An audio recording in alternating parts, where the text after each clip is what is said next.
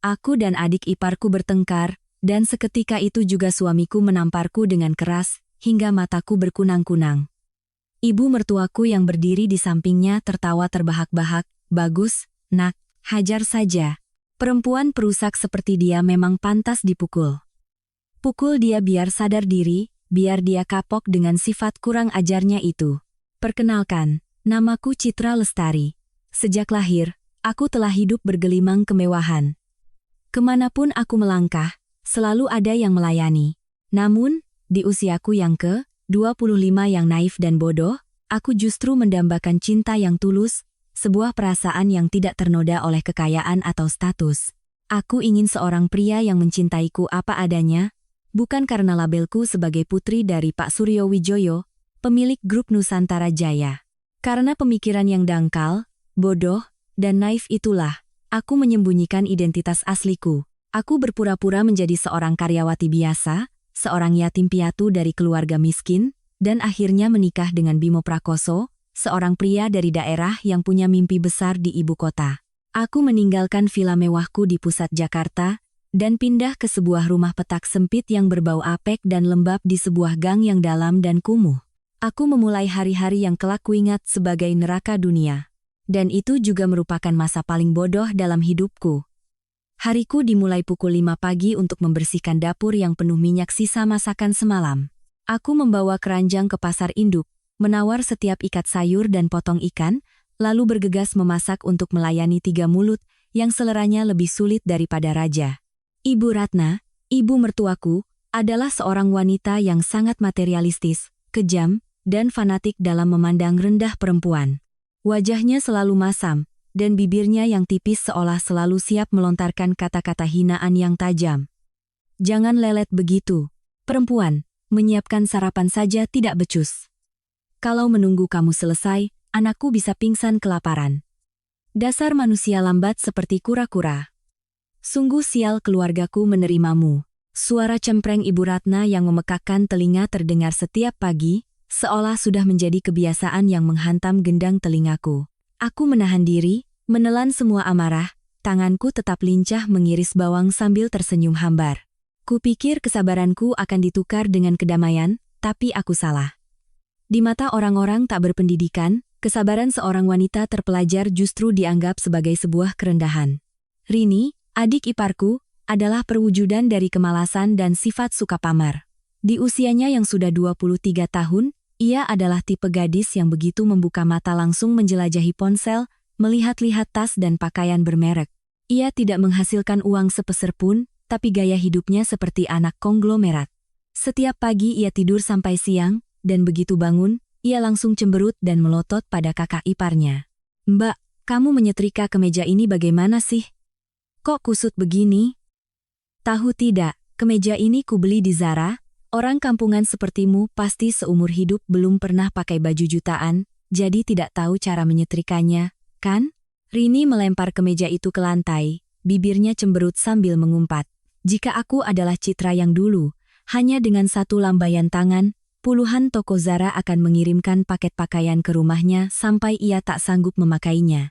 Tapi saat itu, aku hanya diam-diam memungut kemeja itu kembali. Aku menatap Bimo, suamiku, yang sedang duduk santai di sofa, sambil membaca koran dan mengunyah roti. Aku berharap ia akan membelaku, tetapi Bimo hanya berdeham, merapikan dasinya yang murah, dan melontarkan kalimat dingin yang meremehkan. "Kamu kan kakaknya, mengalah sedikit dengan adikmu." Rini masih kekanak-kanakan. "Lagi pula, kamu di rumah tidak ada kerjaan, urus saja pekerjaan rumah dengan benar. Aku di luar banting tulang mencari uang. Mengurus hal-hal besar, tekanannya sudah berat. Jangan buat aku pusing dengan urusan perempuan yang sepele ini," lanjutnya. Sombong, punya rasa rendah diri yang tersembunyi, tapi selalu ingin terlihat superior, itulah Bimo. Ia menjabat sebagai manajer penjualan di salah satu cabang kecil grup Nusantara Jaya. Ya, benar, grup milik keluargaku. Ia selalu menepuk dada dengan bangga, menganggap dirinya sebagai tiang penyangga keluarga dan melihatku sebagai benalu. Padahal, uang belanja bulanan yang ia berikan hanya sedikit lebih banyak dari gaji seorang asisten rumah tangga paruh waktu. Ia selalu menggunakan alasan sibuk dengan pekerjaan besar dan relasi sosial untuk melegalkan sikap acuh tak acuh dan dinginnya. Di rumah itu, aku bukanlah seorang istri. Aku adalah pembantu gratis, tempat ketiga manusia egois itu melampiaskan segala kekesalan hidup mereka.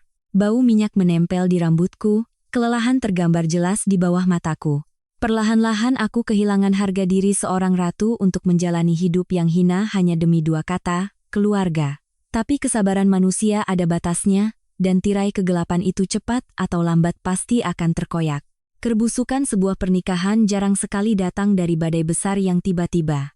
Biasanya ia dimulai dari retakan-retakan tak terlihat, detail-detail kecil yang jika tidak cukup peka, seorang wanita akan mudah mengabaikannya karena dibutakan oleh cinta. Aku berbeda. Darah ayahku yang seorang pebisnis ulung telah menempaku untuk memiliki intuisi yang sangat tajam. Aku mulai mencium sesuatu. Mencium di sini bukan hanya kiasan, itu adalah aroma parfum Chanel Chance yang samar-samar menempel di kerah kemeja Bimo. Seorang pria yang selalu mengeluh kehabisan uang, yang begitu perhitungan soal tagihan listrik dan air dengan istrinya. Mengapa ia memakai aroma parfum wanita mahal yang jelas bukan aku yang membelikannya? Aku teringat Jumat malam minggu lalu. Bimo pulang jam 1 pagi, jalannya sempoyongan, napasnya bau alkohol. Ketika aku membantunya melepas sepatu, ponsel di saku celananya menyala. Sebuah pesan muncul dari kontak yang disimpan dengan nama Pak Tono Proyek. Mas Bimo hari ini bikin aku capek banget. Besok gantiin tas Diornya, ya? Aku tertegun. Pak Tono Proyek mana yang menggunakan kata aku dengan manja sambil menuntut digantikan tas Dior? Jantungku serasa diremas, tapi aku tidak meraung-raung. Aku diam-diam mengambil tangkapan layar pesan itu dan menyimpannya di penyimpanan cloud pribadiku. Sisi dinginku yang terbiasa membaca pikiran orang lain mulai bangkit. Aku tidak akan membuat keributan untuk menangkap basah. Aku harus memegang kepalanya. Hari-hari berikutnya, aku diam-diam mengamati. Aku menyadari bahwa kebejatan seorang munafik seperti Bimo tidak hanya berhenti pada perselingkuhan. Ia menggunakan jabatannya sebagai manajer penjualan untuk pamer pada selingkuhannya, menghamburkan uang di luar seolah tak berseri, sementara di rumah ia menekan pengeluaran istrinya dengan begitu kejam. Bulan ini kamu belanja apa saja sampai uang belanja kurang 200.000 rupiah? Kamu makan emas, ya? Aku ini kerja keras banting tulang, bukan mencetak uang. Ia membanting beberapa lembar uang receh ke meja dengan kasar, matanya melotot menatapku dengan tatapan menghina. Aku melirik tumpukan uang itu, lalu menatap wajahnya yang angkuh, dan tersenyum sinis dalam hati. Di hari yang sama, melalui seorang teman yang bekerja sebagai akuntan di perusahaan, aku mengetahui bahwa Bimo baru saja menandatangani tagihan makan malam romantis di sebuah restoran Prancis senilai lebih dari 10 juta rupiah. Rekan bisnisnya tidak terlihat. Yang ada hanya ia sedang memeluk mesra seorang karyawati baru bernama Siska. Siska, seorang perempuan genit yang suka naik ke jenjang lebih tinggi dengan modal tubuhnya, yang sering menggunakan tatapan basahnya untuk menggoda atasan di kantor. Bimo sangat memanjakannya, memberikan semua proyek bagus padanya agar Siska mendapatkan komisi, dan sebagai imbalannya, mereka sering rapat tertutup di hotel pada jam makan siang. Mas, akhir-akhir ini sering pulang telat, ya? Bonus bulan ini juga sepertinya belum kamu kasih ke ibu untuk dihitung. Apa ada masalah di kantor? Aku pura-pura bertanya saat makan malam, dengan nada suara seorang istri yang patuh dan lembut. Bimo terdiam sejenak, lalu alisnya berkerut, dan ia membanting sumpitnya ke meja. Kamu tahu apa soal dunia bisnis? Urusanmu itu cuma di dapur, pastikan bersih, dan layani ibuku dengan baik. Perempuan itu merepotkan, bertanya dan menyelidik untuk apa? Uang yang kuperoleh harus kuinvestasikan untuk relasi. Kamu pikir jabatan wakil direktur bisa didapat dengan duduk diam saja? Ia berteriak, membela diri dengan kata-kata besar. Ibu Ratna yang duduk di sebelahnya langsung menyahut, mulutnya yang tipis mengunyah dengan berisik. Betul itu. Suami pulang kerja capek, bukannya dibuatkan segelas air hangat, malah diinterogasi. Anakku itu hebat, dia punya ribuan relasi, tidak seperti kamu yang cuma numpang hidup dan pintar mengadu domba. Aku menundukkan wajah, bukan karena malu atau takut, tapi untuk menyembunyikan tatapan tajamku yang mulai dipenuhi amarah. Rasa jijik naik hingga ke tenggorokan. Sekelompok pengemis yang mengenakan jubah kebesaran, sombong dan tak tahu diri. Bimo sedang memimpikan jabatan wakil direktur cabang. Jabatan yang jika aku sampaikan satu kalimat saja pada ayahku, seumur hidup pun ia tak akan pernah bisa menggapainya. Bibit-bibit pengkhianatan tidak hanya membunuh cinta tipis yang kumiliki untuknya, tetapi juga secara resmi membangunkan rubah betina di dalam diri Citra. Kehidupan palsu itu mungkin akan berlanjut lebih lama jika mereka tidak melewati batas terakhir kesabaranku. Itu adalah suatu Sabtu sore yang mendung. Aku baru saja selesai mencuci setumpuk besar pakaian seluruh keluarga. Aku hendak membuka laci untuk mengambil sebuah kotak kayu, untuk memandangi satu-satunya harta yang kubawa saat memasuki rumah ini. Itu adalah sebuah gelang bertatahkan berlian dan zamrud, peninggalan terakhir dari almarhumah ibuku sebelum ia menutup mata. Gelang itu bukan hanya bernilai materi, ia adalah nyawaku, sudut paling suci dalam jiwaku, tapi kotak itu kosong. Jantungku berdebar kencang, tanganku gemetar. Aku mengobrak-abrik setiap sudut lemari, kasur, tapi sama sekali tidak menemukannya. Kunci laci menunjukkan tanda-tanda telah dicongkel dengan obeng. Di rumah ini, orang luar tidak mungkin bisa masuk. Bimo sedang bekerja, Ibu Ratna sedang bermain kartu di rumah tetangga. Hanya ada satu orang di rumah pagi ini, Rini. Darahku mendidih. Aku mendorong pintu kamar Rini hingga terbuka.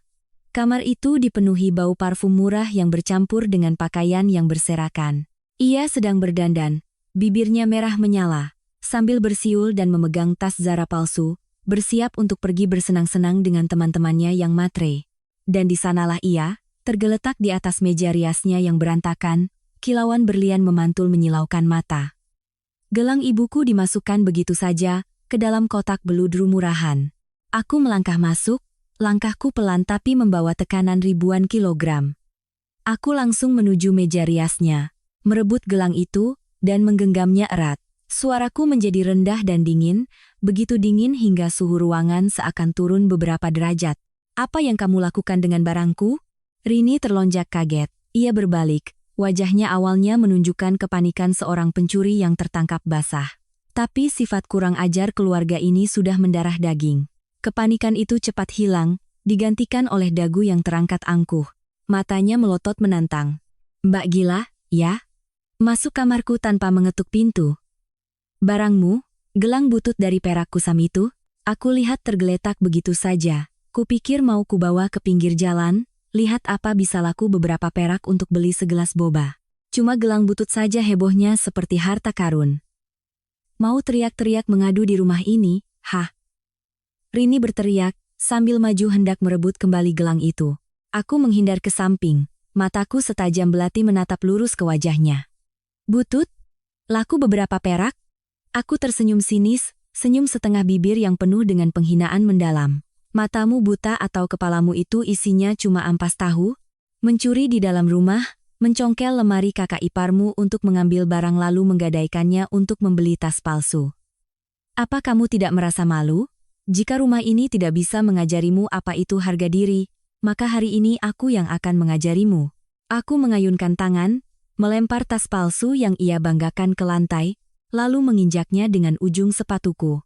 Aarge, beraninya kau menginjak tasku, dasar perempuan numpang, teriaknya. Kamu pikir kamu siapa? Kamu makan di rumahku, minum air di rumahku. Nyawamu saja milik keluargaku, apalagi cuma barang rongsokan itu. Rini menjerit seperti binatang buas yang gila.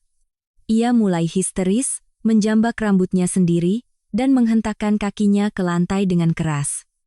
Teriakan melengkingnya menggema di seluruh rumah sempit itu. Aksi tak terkendalinya mencapai puncak. Ia berteriak sambil menerjang untuk menjambak rambutku, kuku-kukunya yang dicat merah hendak mencakar wajahku. Tapi aku sudah belajar pencak silat sejak usia 12 tahun. Aku hanya perlu memutar tangannya sedikit. Rini terhuyung dan jatuh tersungkur ke tumpukan pakaian kotor. Tepat pada saat itu, terdengar suara kunci pintu dibuka. Sosok Bimo dan Ibu Ratna muncul di ruang tamu. Peristiwa yang akan terjadi selanjutnya akan menjadi akhir dari sandiwara konyol ini. Ada apa ini ribut-ribut di rumah? Baru sampai pintu sudah dengar suara anjing menggonggong. Ibu Ratna berkoar-koar, melempar kantong plastik belanjaannya ke meja, dan bergegas masuk. Bimo berjalan tepat di belakangnya, wajahnya muram penuh amarah. Melihat ibu dan kakaknya, Rini seperti orang tenggelam yang menemukan pelampung. Ia buru-buru bangkit, rambutnya sengaja dibuat berantakan, air mata dan ingus diperas keluar hingga bercucuran. Akting seorang antagonis murahan tidak akan lengkap tanpa drama menyedihkan seperti ini. Ibu, Mas Bimo, tolong Rini, perempuan ini sudah gila. Aku cuma bantu merapikan kamarnya, lihat ada gelang tua, kupikir mau kubawakan untuk dibersihkan. Tapi dia malah menuduhku mencuri, dia memukulku, dan menghina keluarga kita, sebagai kaum tidak terpelajar dan tidak tahu malu. Bu, Mas, lihat. Apa dia masih menganggap kita ada? Rini meraung sedih, kedua tangannya memeluk kaki Ibu Ratna dan mengguncangnya dengan kuat. Mata Ibu Ratna melotot, darahnya mendidih. Ia berkacak pinggang, menunjuk lurus ke wajahku, mulutnya yang tipis monyong, melontarkan rentetan kata-kata paling kotor dari seorang wanita pasar. Dasar perempuan sialan. Kamu makan apa sampai berani begini, hah? Keluargaku menampungmu, memberimu makan dan pakaian, bukannya berterima kasih malah berani memukul putri kesayanganku. Perempuan benalu, dasar gelandangan. Keluargaku benar-benar sial membawamu ke sini. Cepat berlutut dan minta maaf pada Rini sekarang juga. Aku berdiri tegak. Tanganku masih menggenggam erat gelang peninggalan ibuku. Tanpa membela diri, tanpa menangis, aku hanya mengarahkan mataku yang dingin dan setenang lautan ke arah Bimo. Aku ingin melihat bagaimana pria yang berstatus suami dan kepala keluarga ini akan bertindak. Bimo maju 2 langkah. Ia melihat adiknya yang menangis, ibunya yang melompat-lompat, dan akhirnya ia melotot padaku. Tanpa satupun pertanyaan tentang apa yang terjadi, tanpa pertimbangan benar atau salah, kesombongan, sifat patriarkis, dan tekanan dari luar mengubahnya menjadi binatang buas yang kehilangan akal. Plak! Suara tamparan yang memekakkan telinga bergema, merobek keheningan yang menyesakan. Kekuatan ayunan tangan seorang pria yang menumpuk amarah mendarat telak di pipi kiriku. Terlalu tiba-tiba, aku terhuyung mundur. Kepalaku membentur ujung lemari, dan aku jatuh tersungkur ke lantai. Mataku berkunang-kunang, dan aliran darah asin terasa di sudut bibirku. Telingaku berdengung. Samar-samar ku dengar tawa terbahak-bahak Ibu Ratna yang penuh kemenangan. Bagus, nak, hajar saja. Perempuan perusak rumah tangga seperti dia memang pantas dipukul. Pukul dia biar sadar diri. Biar dia kapok dengan sifat kurang ajarnya itu. Bimo berdiri menatapku dari atas. Wajahnya memerah padam. Jarinya menunjuk lurus ke wajahku. Berteriak, kamu bisu? Minta maaf pada adikku, cepat. Aku sudah cukup menderita di luar sana. Kenapa pulang ke rumah kamu malah menyiksa keluargaku? Dasar perempuan jahat, bodoh, tidak berguna. Kalau tidak tahan, pergi dari rumah ini. Aku menyeka darah di bibirku.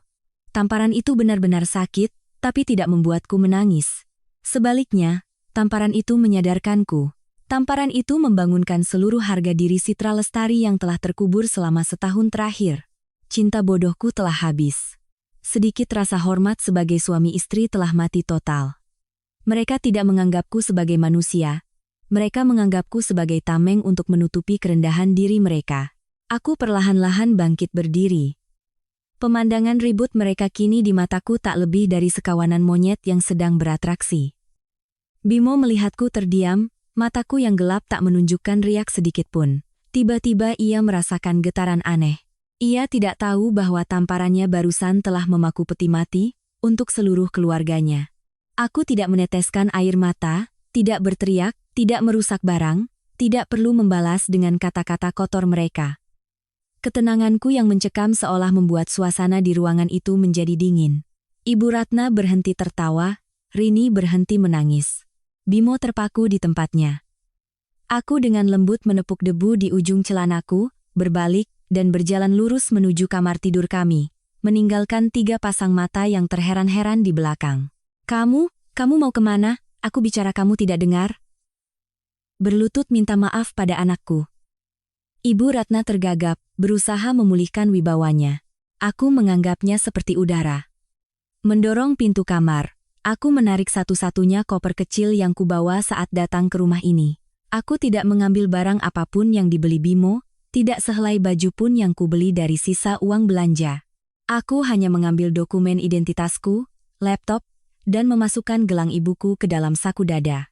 Dari laci meja kerja, aku mengeluarkan selembar kertas A4 putih bersih. Dengan pena, aku menulis dengan cepat dalam huruf besar, surat gugatan cerai. Kutandatangani, Citra Lestari. Aku meletakkan surat itu dengan keras di atas meja rias, menindihnya dengan botol parfum murah yang diberikan Bimo saat kami baru menikah. Setelah selesai, aku menarik koper dan berjalan keluar ke ruang tamu. Melihat koper di tanganku, Bimo tertawa sinis, nada suaranya penuh dengan kesombongan. Kamu mau menakuti siapa? Berkemas dan kabur dari rumah? Hebat, coba saja keluar dari pintu ini. Biar kulihat perempuan pengangguran dan benalu sepertimu bisa bertahan berapa hari di luar sana. Paling 3 hari lagi kamu akan kembali merangkak memohon makanan dariku. Pergi, keluar dari rumah ini kamu akan mati kelaparan. Cibir Rini ikut-ikutan. Biarkan saja dia pergi mas, kalau bisa, pergi selamanya. Rumah ini jadi hemat beras.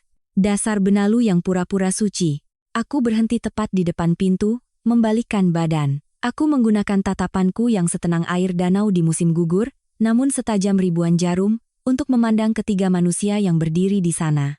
Senyum setengah bibirku terangkat, dingin dan angkuh, membawa aura agung seorang ratu yang terlupakan.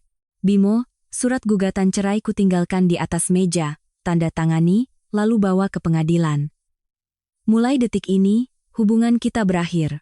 Aku berkata, suaraku jernih, dan setiap kata terucap dengan tegas, menghantam wajahnya. Kalian benar, aku memang tidak pantas berada di sini. Tempat sampah, tidak akan bisa menampung berlian. Nikmati sisa hari-hari kejayaan palsumu itu, Bimo. Sebentar lagi, kamu akan mengerti apa artinya mati kelaparan. Selesai berkata, aku berbalik. Pintu besi berkarat itu terbanting di belakangku, memutus tuntas sebuah babak kehidupan yang bodoh. Aku melangkah keluar ke gang besar dan memberhentikan sebuah taksi. Angin malam Jakarta menerpa wajahku, membuat luka di sudut bibirku terasa perih, tetapi justru menyulut api pembalasan yang membara di dalam dada. Mau kemana mbak? Tanya sopir taksi. Ia melirik wanita berpakaian sederhana yang membawa koper kecil. Aku mengambil ponsel, memasang kembali kartu SIM dengan nomor cantik serba 9 yang telah kusimpan selama lebih dari setahun, lalu menekan sebuah nomor. Halo, Nona. Kami siap menerima perintah. Suara hormat Adrian, pengacaraku, terdengar di seberang sana. Aku bersandar di kursi mobil, memejamkan mata. Suaraku kembali memancarkan kekuasaan mutlak. Adrian, sampaikan pada ayah, putri kesayangannya sudah sadar dari mimpinya. Minta mobil menjemputku langsung di kediaman Wijoyo. Taksi itu membelah malam dan melaju kencang. Aku meninggalkan sarang yang busuk di belakangku, untuk kembali ke tahtaku. Permainan yang sesungguhnya baru saja dimulai. Taksi tua itu melintasi jalanan yang berkilauan oleh lampu kuning temaram ibu kota, meninggalkan gang kecil yang kotor dan sempit di belakangku. Aku menyandarkan kepala di kaca jendela, mata terpejam, merasakan setiap detak kebebasan yang mengalir deras dalam pembuluh darahku. Tak ada air mata, tak ada kesedihan seorang wanita yang baru saja diusir dari rumah suaminya. Satu-satunya yang menguasai pikiranku saat ini adalah ketenangan yang dingin. Selama setahun, aku telah memaksakan diri mengenakan pakaian usang, meminum air keruh kesabaran hanya karena mimpi tentang sebuah keluarga sederhana. Namun, kenyataan telah menamparku dengan keras, secara harfiah.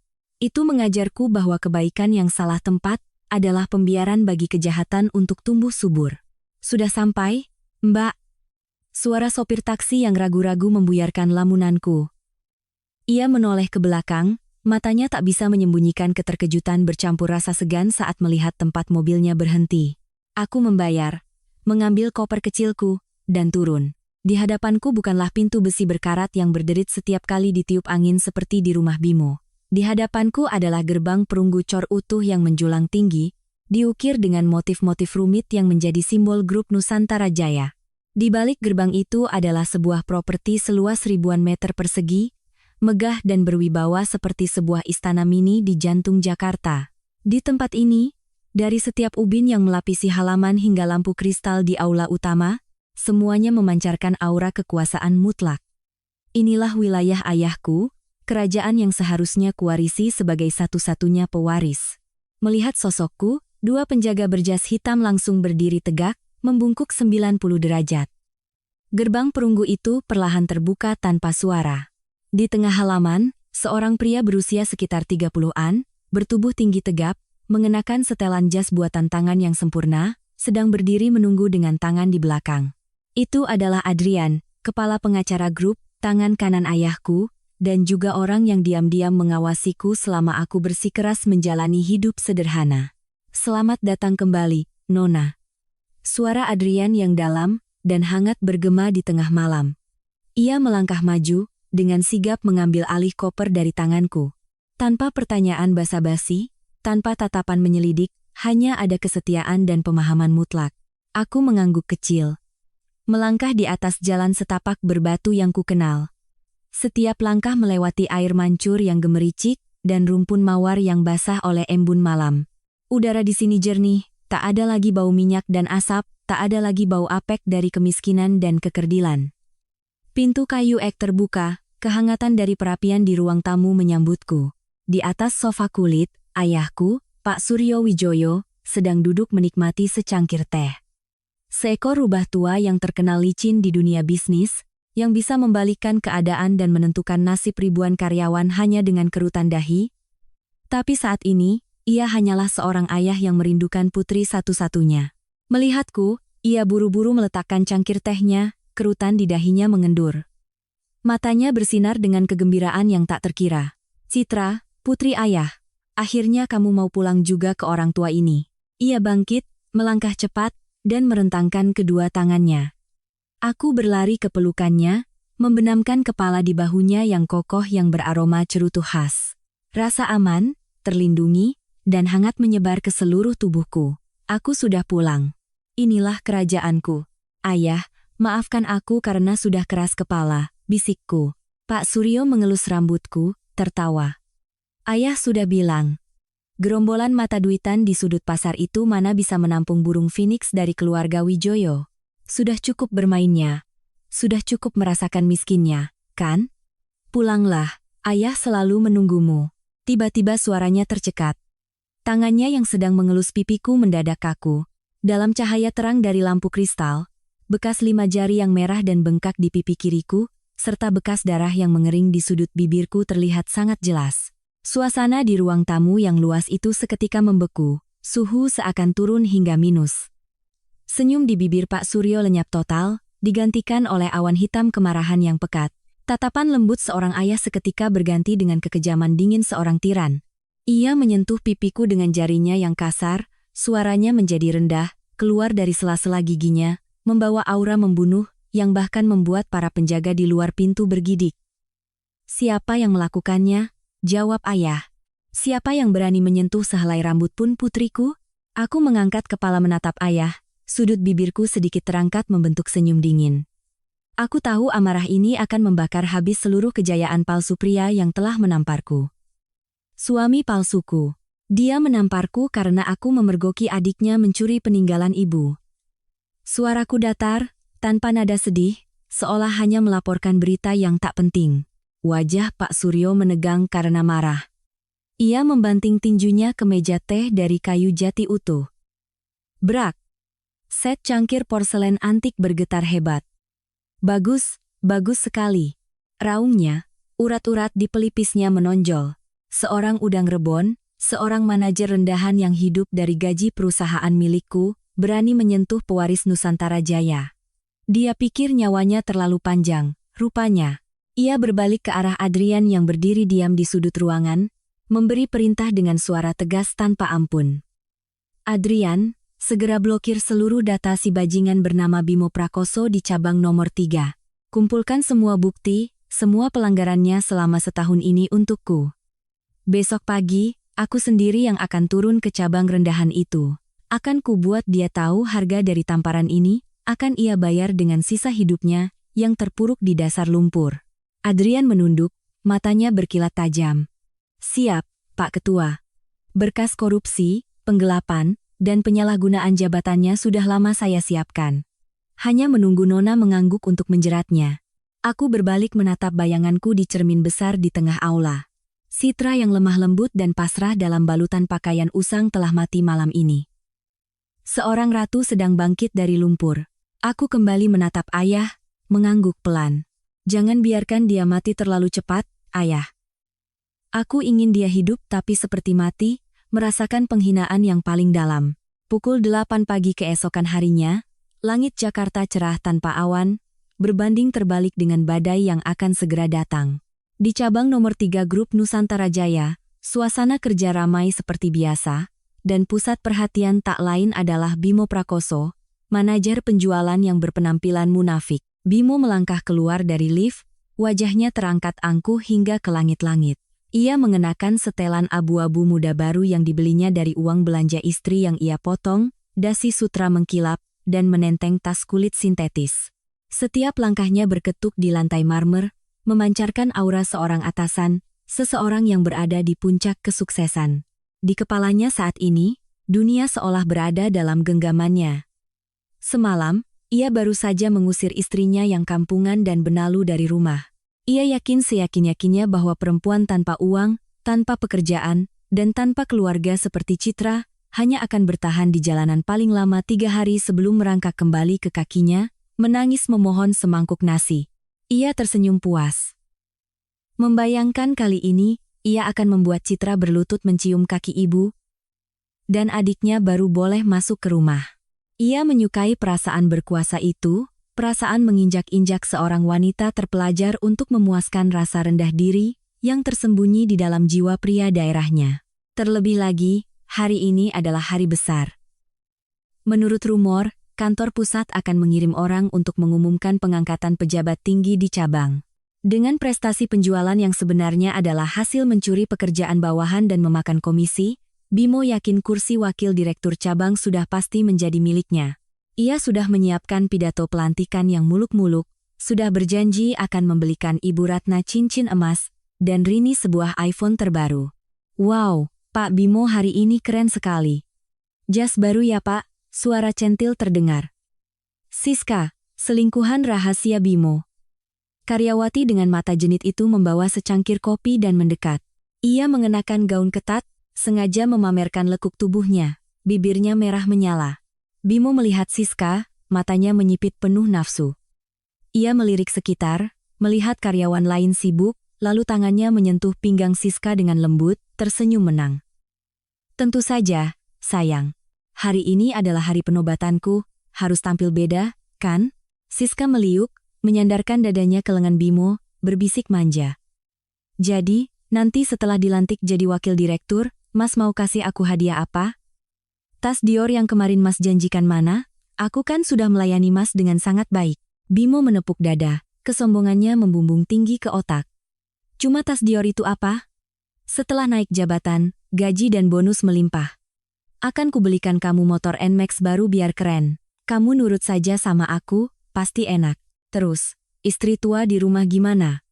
Kalau dia tahu Mas belikan aku motor, nanti dia ngamuk lagi, goda Siska dengan sengaja. Mendengar kata istri, raut wajah Bimo langsung berubah. Matanya memancarkan penghinaan yang mendalam. Ia tertawa sinis, istri apaan? Semalam sudah kutendang dia dari rumah. Perempuan tidak berguna, benalu, berani melawan ibuku. Kutampar sampai jatuh, lalu dia angkat koper dan pergi. Tanpa perlindungan dariku, sekarang mungkin dia lagi mengais sampah untuk makan. Perempuan seperti itu tidak pantas bahkan untuk membawa sandalmu, sayang. Siska mendengar itu, menutup mulutnya dan tertawa kecil. Matanya berbinar penuh kemenangan. Itu baru bosku, harus begitu. Laki-laki hebat kenapa harus melayani istri rumahan yang bau dan miskin? Setelah ini, ceraikan saja dia, Mas, biar bebas. Aku akan melayanimu seumur hidup. Mereka berdiri di tengah kantor di siang bolong, merancang masa depan yang penuh kekotoran dan keserakahan. Bimo sedang berada di puncak kesombongannya. Ia tidak tahu bahwa kursi wakil direktur yang ia dambakan tak ubahnya kursi listrik, dan orang yang akan menekan tombolnya tidak lain adalah ayah dari istri benalu yang baru saja ia tampar semalam. Jam menunjukkan tepat pukul 9. Pengeras suara cabang berbunyi, meminta seluruh jajaran direksi, kepala departemen, dan staf inti untuk segera berkumpul di ruang rapat utama di lantai 3. Ada pengumuman penting dari kantor pusat. Bimo meregangkan badan, merapikan kerahnya, dan memberi isyarat mata pada Siska. Ia berdeham dengan angkuh seolah seorang pemimpin yang akan dinobatkan, melangkah dengan gagah menuju ruang rapat. Mimpi kekuasaannya sedang mekar dengan cemerlang, dan biasanya, semakin besar gelembung ditiup, semakin keras pula ledakannya. Ruang rapat besar cabang nomor 3 penuh sesak. Suasananya pengap, bercampur antara antusiasme dan ketegangan. Di barisan meja depan, Bimo duduk di tengah, kedua tangannya terkatup rapi di atas meja, punggungnya tegak. Ia berusaha mempertahankan ekspresi tenang dan rendah hati palsu dari seseorang yang akan dipanggil ke panggung kejayaan. Siska duduk di barisan belakang, terus-menerus melemparkan tatapan menggoda ke punggung selingkuhannya. Pukul 9.15. Pintu ruang rapat dari kayu jati tebal tiba-tiba terbuka lebar. Bukan manajer SDM dari kantor pusat, bukan pula sekretaris rendahan yang membawa surat keputusan. Yang melangkah masuk adalah tim pengawal berjas hitam legam, menyebar kedua sisi, membentuk barisan keamanan yang mutlak. Dan orang yang berjalan di tengah barisan itu, dengan langkah mantap yang membawa tekanan seberat gunung, adalah Pak Suryo Wijoyo, sang ketua. Tepat di belakangnya adalah pengacara Adrian Nugraha, memegang setumpuk berkas tebal. Seluruh ruangan seolah membeku. Bisik-bisik berhenti, digantikan oleh keheningan yang mematikan. Puluhan orang ternganga, mata mereka terbelalak. Ketua grup Nusantara Jaya, sosok legendaris yang jarang muncul, yang hanya terlihat di sampul majalah bisnis, kini secara pribadi turun ke cabang kecil yang kumuh ini. Ini adalah peristiwa yang belum pernah terjadi sebelumnya. Direktur cabang yang sedang berdiri di podium buru-buru melompat turun. Saking gugupnya ia tersandung kabel mikrofon dan nyaris jatuh. Ia berlari tergesa-gesa, punggungnya membungkuk seperti udang. "Pak Ketua, kenapa Bapak datang langsung ke sini tanpa memberitahu kami dulu agar kami bisa mempersiapkan penyambutan?" Pak Suryo bahkan tidak meliriknya. Keberadaan direktur cabang itu di matanya tak lebih dari sebutir debu. Ia melangkah lurus ke posisi tertinggi, duduk di kursi berlengan kulit di kepala meja. Matanya yang kejam dan setajam silet menyapu sekeliling ruangan, dan akhirnya terkunci pada posisi Bimo. Bimo saat ini juga sangat terkejut, tetapi otaknya yang penuh dengan delusi menafsirkan ini dengan cara yang luar biasa salah. Ia berpikir, ketua turun langsung untuk memberikan keputusan padaku? Mungkinkah bakatku sudah mengguncang sampai ke telinga kantor pusat? Ini benar-benar sebuah kehormatan tertinggi. Berpikir begitu, ia menelan ludah, berusaha terlihat tenang, tersenyum cerah, dan hendak berdiri untuk memberi hormat. Tapi sebelum ia sempat membuka mulut, suara Pak Suryo yang berat dan berwibawa telah memecah keheningan. "Saya tidak punya waktu untuk basa-basi. Hari ini saya turun ke sini bukan untuk mempromosikan siapapun, tapi untuk mencabut sebuah borok busuk yang menggerogoti aset Nusantara Jaya." "Adrian, bacakan." Pengacara Adrian maju selangkah.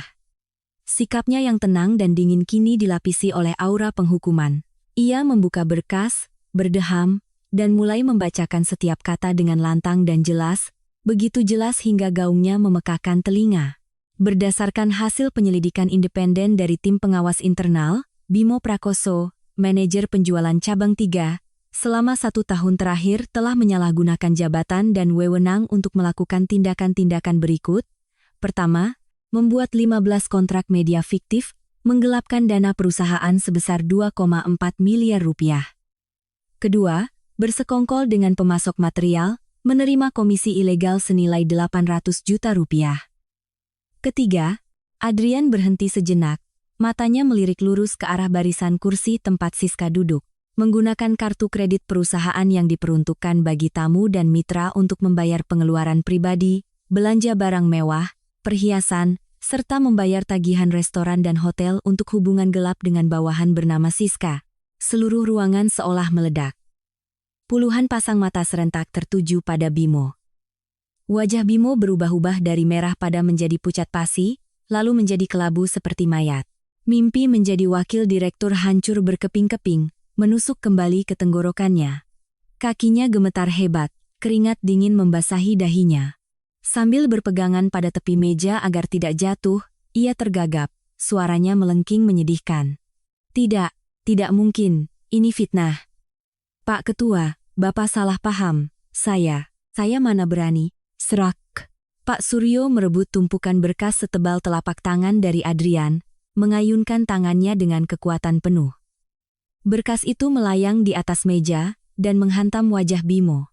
Kertas-kertas putih berhamburan ke udara, jatuh bertebaran di lantai seperti salju yang menandakan kematian. Setumpuk tagihan pembelian tas Dior, foto dari kamera hotel, dan bukti transfer berserakan tepat di bawah kakinya. Fitnah? Buka mata anjingmu itu dan lihat sampah apa ini. Raung Pak Suryo, suaranya seperti petir yang menyambar. Kau gunakan uangku, menghisap darah perusahaanku untuk memelihara perempuan, untuk menepuk dada di luar sana, lalu pulang ke rumah kau pakai jabatan manajermu untuk menyiksa orang lain. Kau pikir Suryo Wijoyo ini buta? Hah? Siska di belakang ketakutan hingga wajahnya pucat pasi. Ia menunduk, berusaha membuat dirinya sekecil mungkin, gemetar tak berani bersuara, dan buru-buru menjauh dari kursi Bimo seolah takut tertular penyakit kusta. Bimo berdiri di tengah tumpukan kertas yang berantakan. Topeng kemunafikannya telah dilucuti habis-habisan, membuatnya telanjang seperti binatang yang terpojok. Tapi keterkejutannya belum berakhir di situ. Bimo berlutut di lantai. Kakinya yang baru saja sombong ingin berdiri di atas semua orang kini lemas seperti mie rebus. Menghadapi bukti-bukti kuat yang begitu jelas hingga ke angka dan waktu, mulut manisnya yang biasa ia gunakan untuk menipu kini kaku. Ia merangkak melewati tumpukan kertas, menuju podium tempat Pak Suryo berdiri, kedua tangannya terkatup gemetar, air mata, dan ingus mulai bercucuran. Penampilannya yang gagah pagi tadi telah lenyap, hanya menyisakan makhluk hina yang menyedihkan. Pak Ketua, saya salah. Saya hilaf karena tekanan pekerjaan. Saya mohon, Pak, hargai pengabdian saya selama ini. Kasihanilah kondisi keluarga saya yang sulit, ibu saya sudah tua, adik saya masih butuh biaya. Beri saya kesempatan hidup, Pak. Saya akan jual rumah. Saya akan bekerja keras untuk mengembalikan setiap sen ke perusahaan. Mohon jangan bawa masalah ini ke jalur hukum. Ia meraung, suaranya pecah, memohon dengan sangat menyedihkan. Pak Suryo menatap dari atas ke arah kecoak yang merayap di kakinya dengan tatapan jijik. Ia tertawa sinis, senyum dingin yang membawa aura membunuh.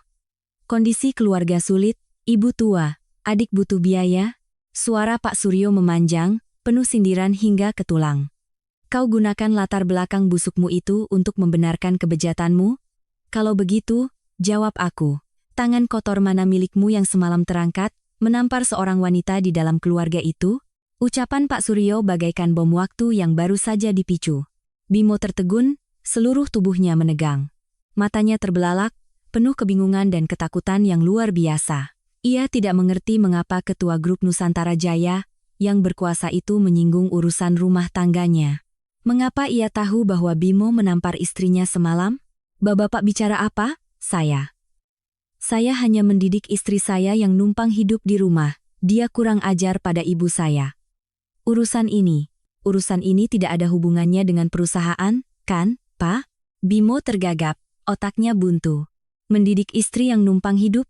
Pak Suryo meraung sekali lagi, maju selangkah. Tekanan yang keluar dari tubuhnya membuat Bimo refleks mundur. Buka lebar-lebar telinga kerbaumu itu, dan dengarkan baik-baik, dasar binatang. Wanita yang kau sebut benalu, yang dihina dan dimaki oleh ibu dan adikmu, yang kau tampar hingga berdarah semalam. Dia adalah Citra Lestari. Putri kandungku satu-satunya, pewaris tunggal grup Nusantara Jaya ini. Pernyataan yang lantang dan jelas itu menggema di seluruh ruangan. Waktu seolah berhenti. Udara seakan terkuras habis. Semua suara dan napas dari puluhan orang di ruang rapat lenyap. Bimo seperti disambar petir di siang bolong. Telinganya berdengung, jantungnya seolah berhenti berdetak. Matanya kosong, mulutnya ternganga, tak mampu mengeluarkan suara apapun. Otaknya bekerja keras memproses informasi mengerikan yang baru saja ia dengar, tapi semakin ia memproses, semakin dalam ia jatuh ke jurang keputusasaan. Citra Lestari. Istri kampungan yatim piatu yang selalu menunduk membersihkan rumahnya, adalah nona besar grup Nusantara Jaya, pemilik sebenarnya dari kekayaan triliunan rupiah.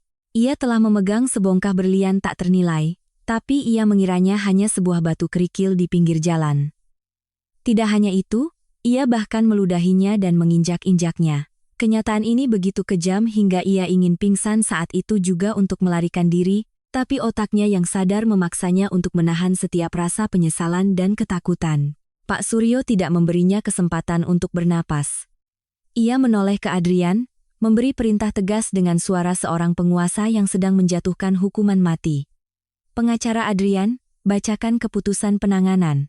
Adrian mendorong kacamatanya. Suaranya yang dingin terdengar seperti sabit malaikat maut. Pertama, memecat Bimo Prakoso dengan tidak hormat dari jabatannya, mencabut semua tunjangan, bonus, dan saham preferensial.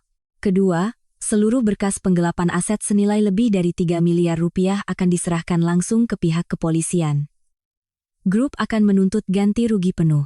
Ketiga, Ketua Suryo Wijoyo secara resmi mengeluarkan perintah daftar hitam di seluruh industri terhadap Bimo Prakoso. Mulai hari ini, perusahaan atau mitra manapun di seluruh Indonesia yang berani mempekerjakan Bimo Prakoso, berarti secara langsung menantang grup Nusantara Jaya. Mendengar itu, Bimo tersungkur ke lantai, seluruh tubuhnya kejang. Perintah daftar hitam. Itu berarti jalan hidupnya telah ditutup selamanya. Tidak ada perusahaan yang cukup bodoh untuk menantang raksasa seperti Nusantara Jaya hanya demi seorang pencuri. Pintu masa depannya telah dibanting tertutup, disegel dengan timah panas. Para penjaga masuk, dengan kasar mengangkat ketiak pria yang beberapa menit lalu masih bermimpi menjadi wakil direktur, menyeretnya keluar dari ruang rapat. Suara tangisan dan permohonannya yang menyayat hati perlahan menjauh dan lenyap di koridor. Di ruang rapat, Siska yang berwajah pucat seperti abu membenamkan wajahnya dan menangis tersedu-sedu, tahu bahwa nasibnya yang tragis akan segera menyusul. Sebuah sandiwara penyingkapan topeng yang sempurna, kejam, tetapi sangat setimpal. Dilempar keluar dari pintu perusahaan seperti anjing kurap, Bimo dengan panik memberhentikan ojek dan melesat pulang ke sarang tikusnya di gang sempit. Kepalanya pusing, rambutnya acak-acakan. Dasi sutranya yang mengkilap kini kusut dan menggantung di lehernya seperti tali gantungan. Ia menendang pintu dan menyerbu masuk ke dalam rumah. Di ruang tamu yang sempit, Ibu Ratna dan Rini sedang asik dengan ponsel mereka. Ibu Ratna sedang melihat-lihat model cincin emas untuk dipamerkan kepada tetangga, sementara Rini tersenyum-senyum memilih model tas untuk diminta dari kakaknya yang akan menjadi wakil direktur. Ibu, Rini, celaka. Kita semua mati. Raung Bimo dengan suara serak, lalu jatuh berlutut di tengah rumah, kedua tangannya menjambak rambutnya sendiri. Ibu Ratna terlonjak kaget, ponselnya jatuh ke lantai. Melihat kondisi putranya yang menyedihkan, ia tergopoh-gopoh mendekat.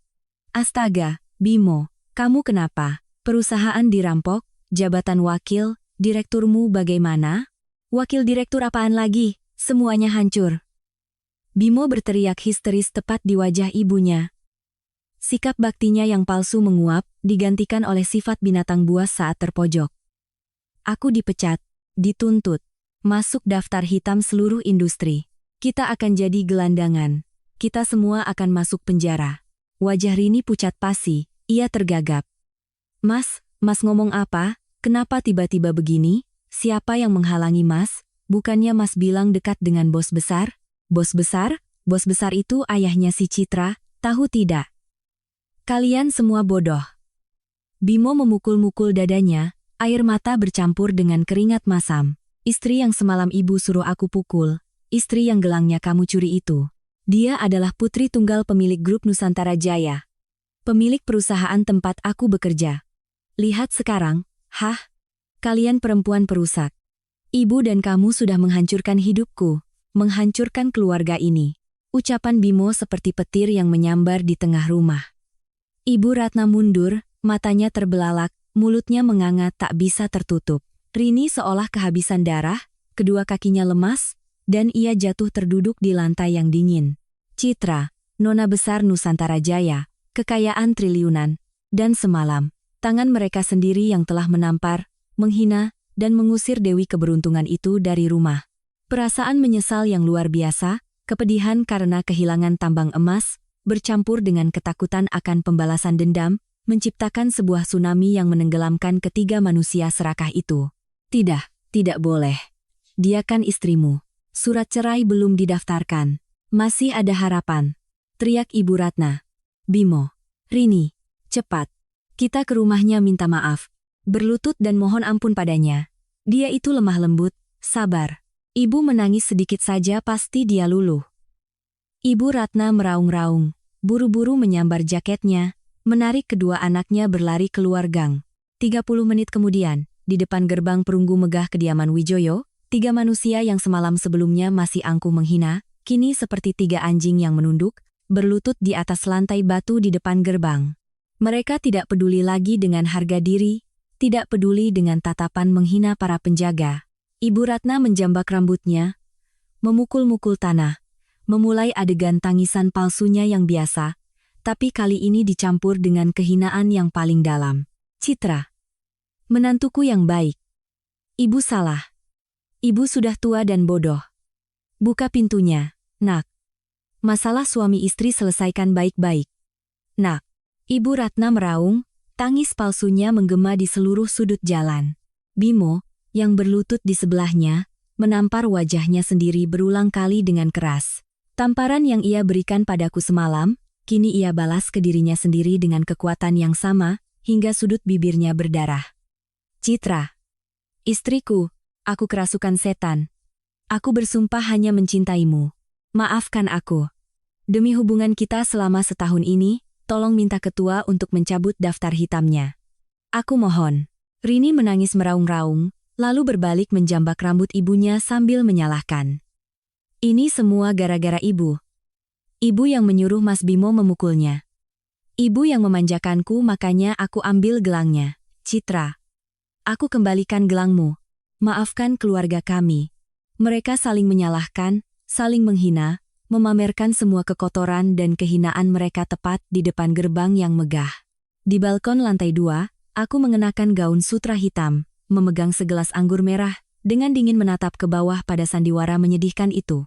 Angin malam meniup rambutku yang kini telah dipotong pendek dan bergaya. Adrian berdiri di sampingku, suaranya tenang. Perlukah saya menyuruh orang mengusir mereka, Nona? Aku menggeleng pelan, sudut bibirku membentuk senyum kejam, suaraku sedingin es. Biarkan saja mereka berlutut. Biarkan mereka berlutut sampai lemas, berteriak sampai pita suara mereka putus.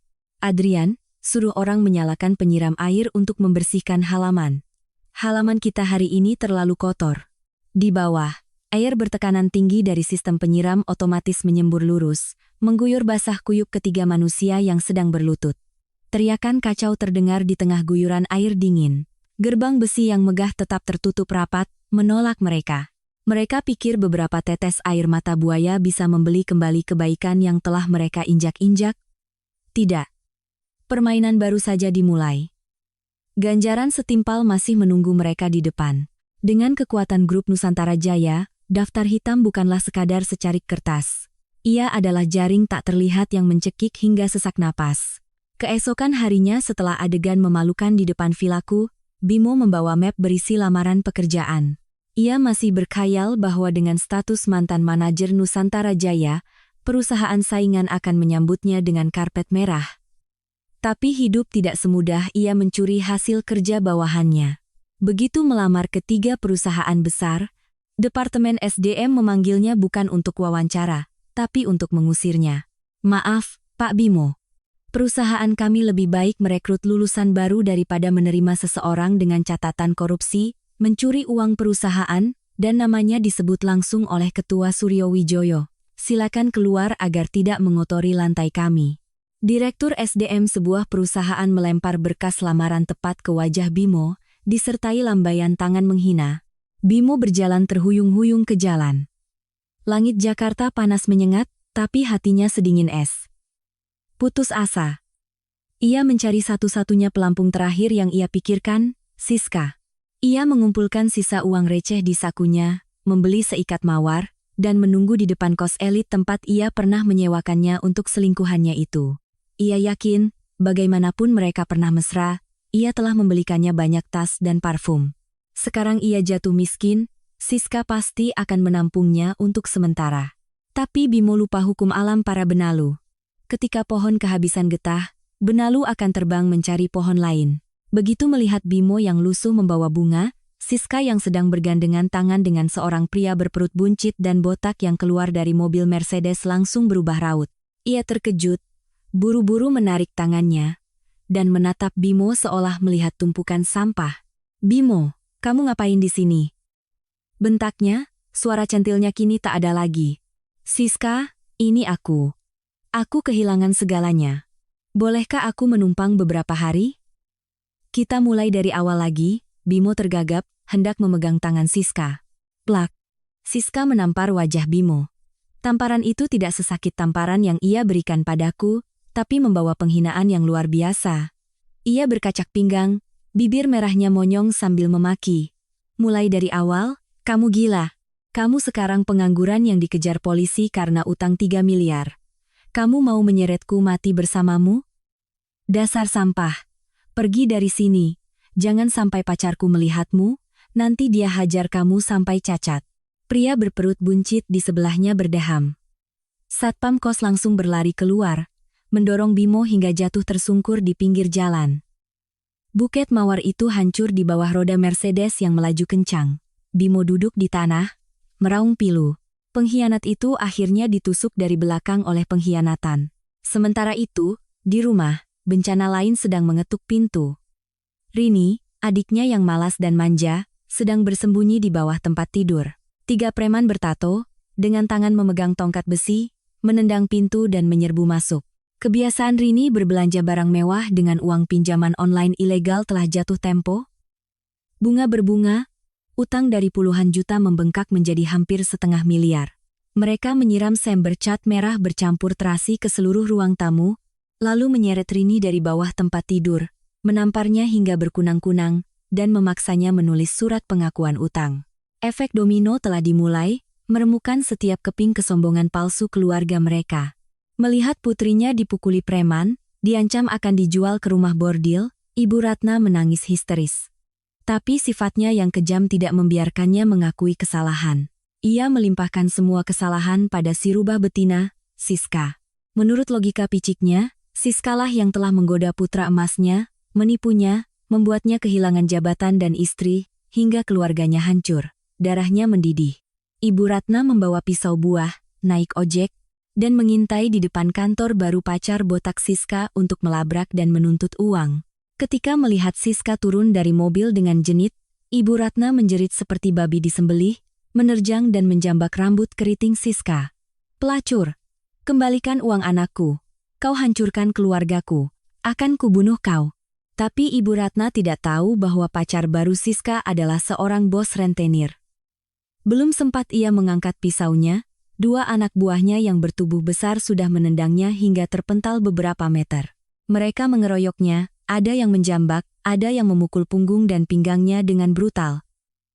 Ibu Ratna berguling-guling di trotoar, meraung-raung. "Tolong! Ada pembunuhan. Rampok suami, rampok uang. Sekarang memukuli orang tua." Tak ada yang menolong. Orang-orang hanya merekam dengan ponsel, menggelengkan kepala melihat adegan murahan itu. Siska merapikan rambutnya, melangkah, dan meludah tepat di samping Ibu Ratna yang terbaring. Sama saja, ibu dan anak sama-sama sampah. Bilang pada si Bimo, siap-siap saja di penjara, jangan bisanya cuma menggonggong. Ibu Ratna menyeret tubuhnya yang babak belur pulang, wajahnya bengkak dan lebam, 2 tulang rusuknya patah. Tapi penderitaan belum berakhir. Sore itu, mobil dari bank dan tim eksekusi berhenti di depan rumah. Petugas berseragam biru dengan dingin membawa surat keputusan. Untuk menutupi utang 3 miliar yang dituntut oleh grup Nusantara Jaya, ditambah utang rentenir Rini, Bimo diam-diam telah menggadaikan sertifikat satu-satunya rumah mereka. Kini semuanya terbongkar, bank segera menyita rumah itu. Rumah ini telah digadaikan. Diminta kepada semua penghuni untuk segera mengemas barang pribadi dan meninggalkan lokasi dalam waktu 2 jam. Jika tidak, kami akan melakukan pengosongan paksa. Suara dari pengeras suara menghantam telinga mereka, memutus harapan terakhir. Ketiga anggota keluarga itu diusir ke jalan di sore hari yang terik.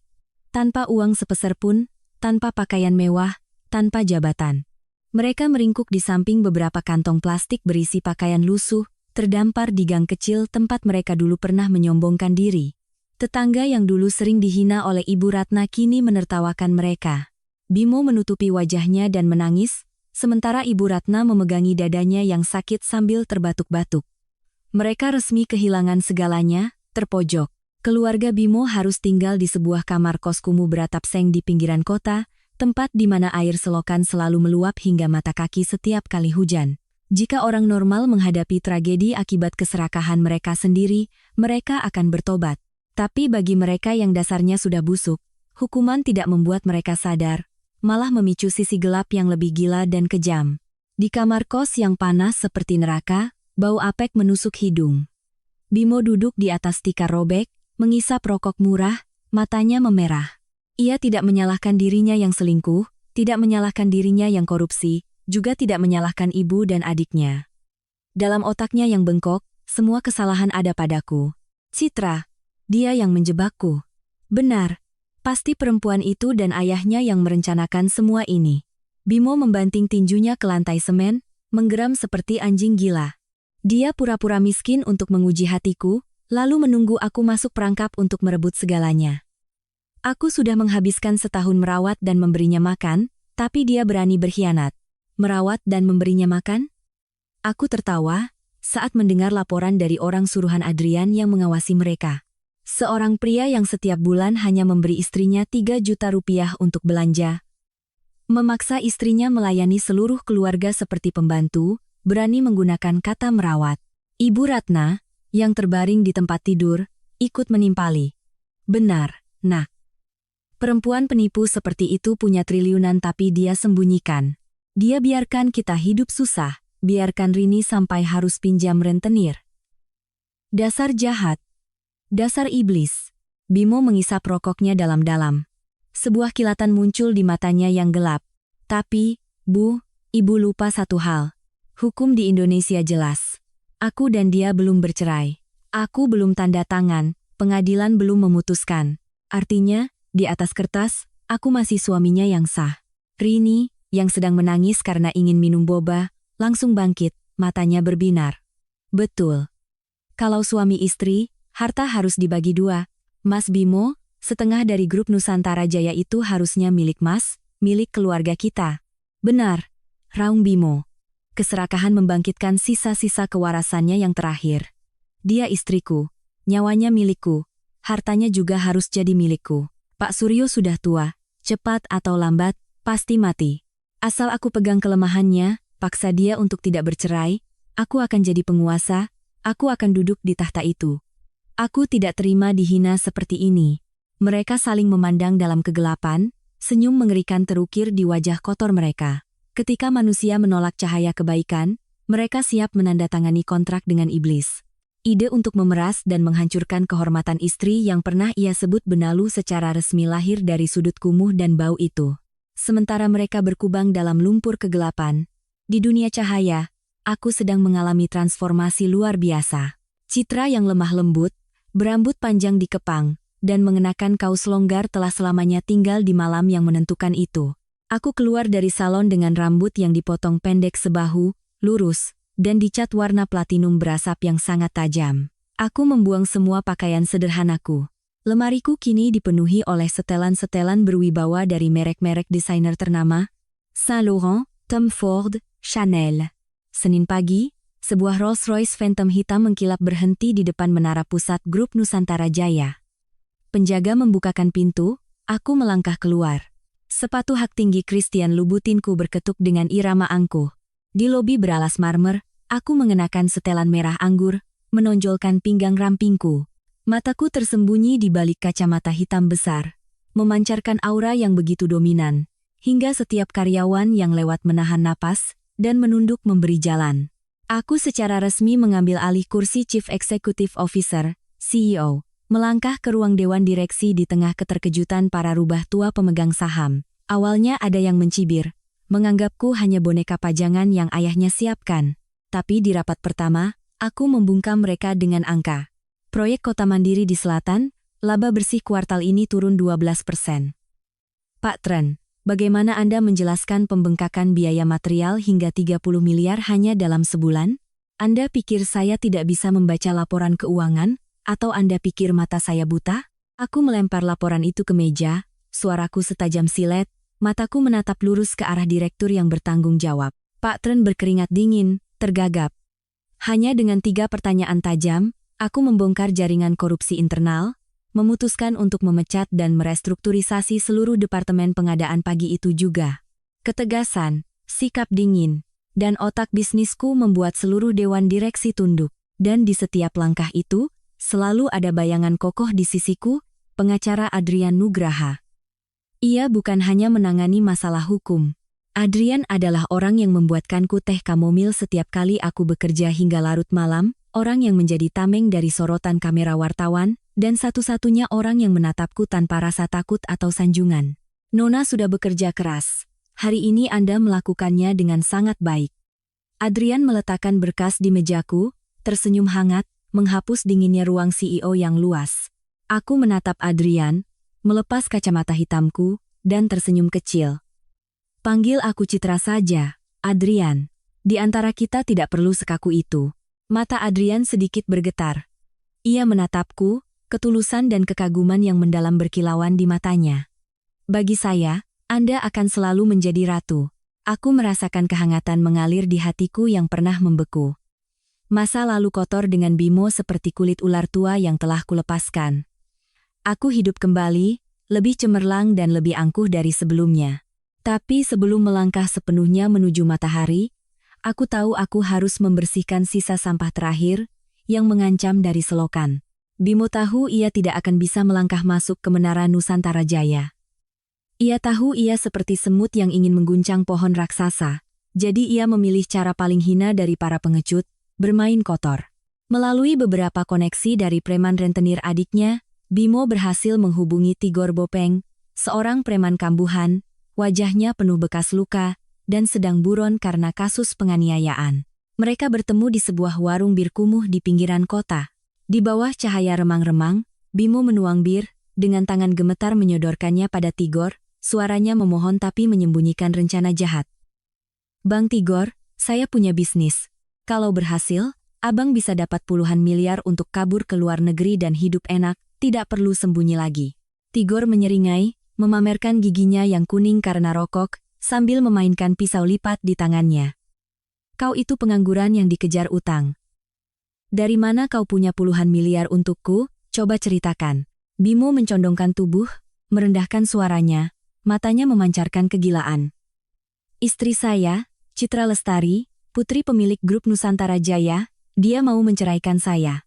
Rencananya begini, abang bantu saya culik dia, bawa ke tempat sepi. Abang mau apakan dia terserah, saya akan merekam semuanya. Beri dia obat perangsang, perkosa, foto bugil, semakin memalukan semakin bagus. Alis Tigor terangkat, sedikit terkejut dengan kekejaman pria terpelajar ini. Kau mau aku memakai istrimu? Menjual istri demi kekuasaan? Pengecut.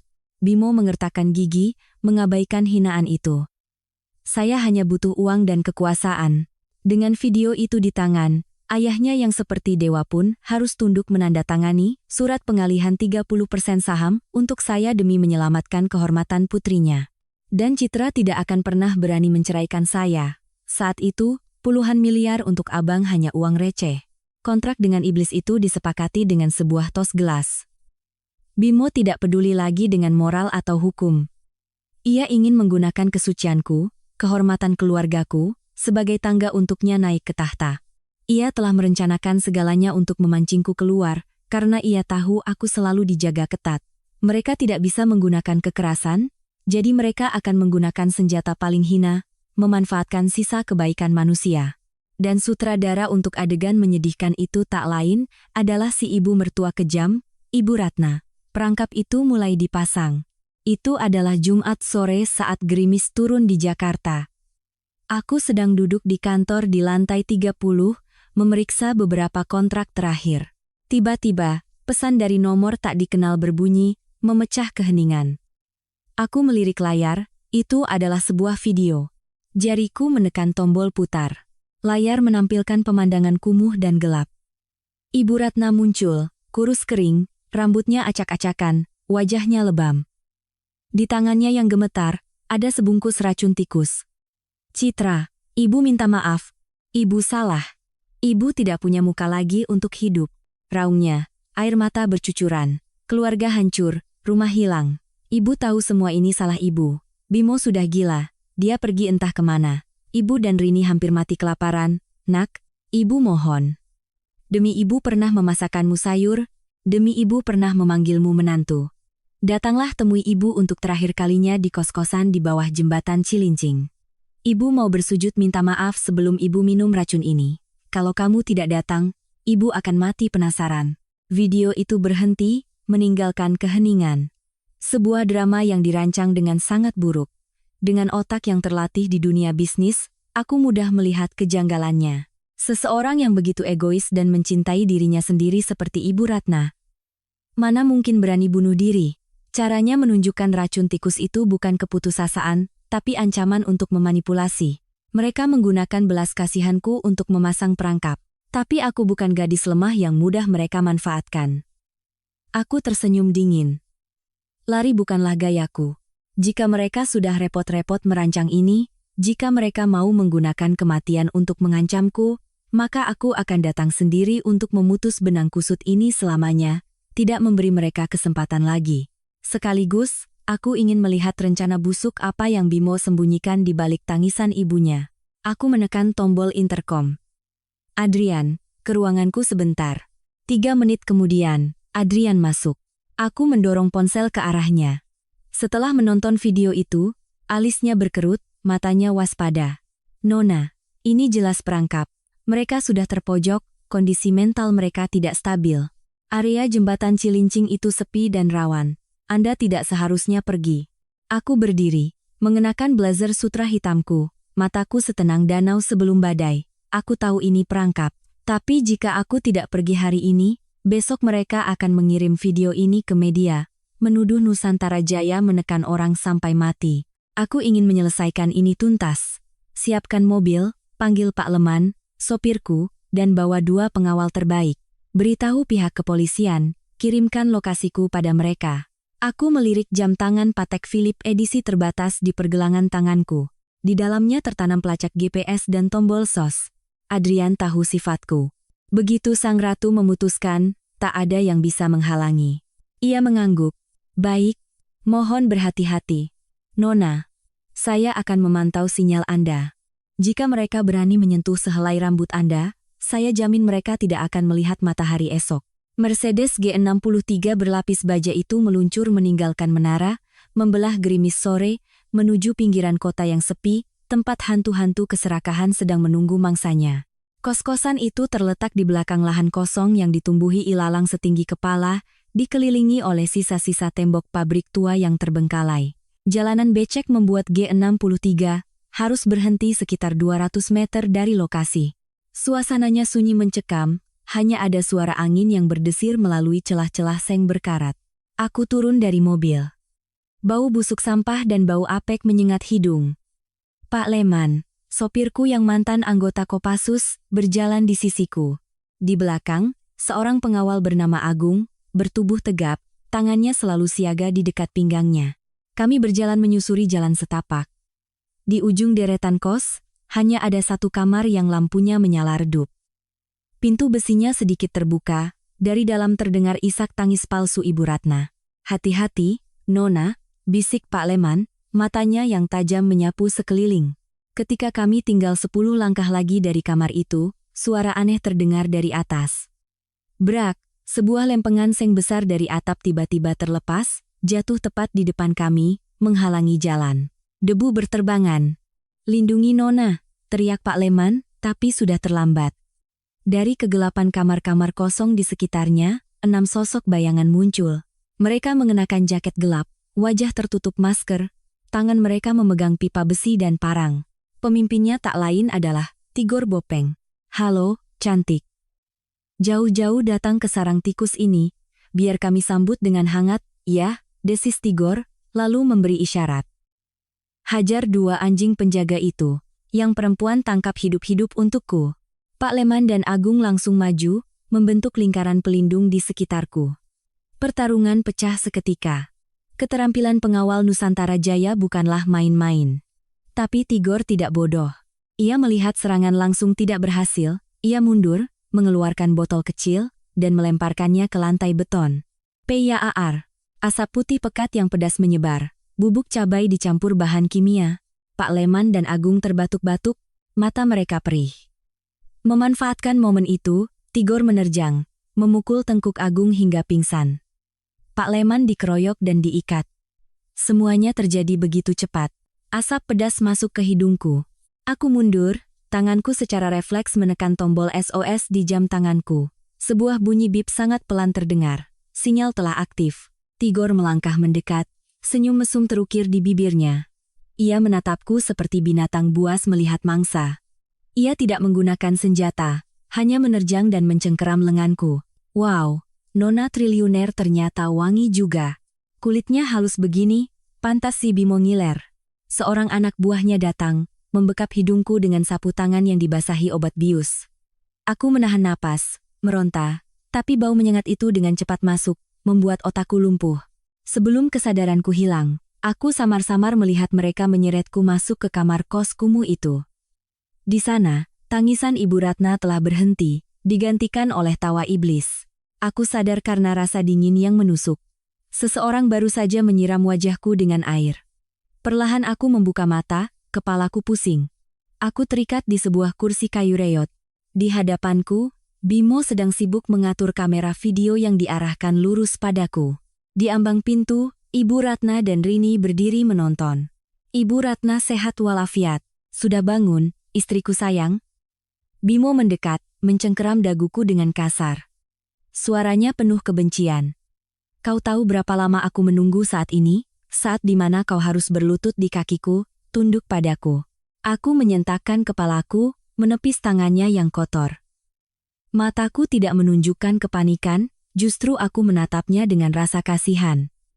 Menculik, memeras, menggunakan ibumu sendiri sebagai umpan. Bimo, kukira kau hanya benalu sombong, ternyata kau lebih rendah dari binatang.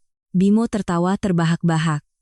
Binatang? Sebentar lagi, setelah kusuntikkan obat perangsang ini, ia mengeluarkan suntikan berisi cairan merah muda. Aku akan biarkan Bang Tigor dan anak buahnya bermain denganmu.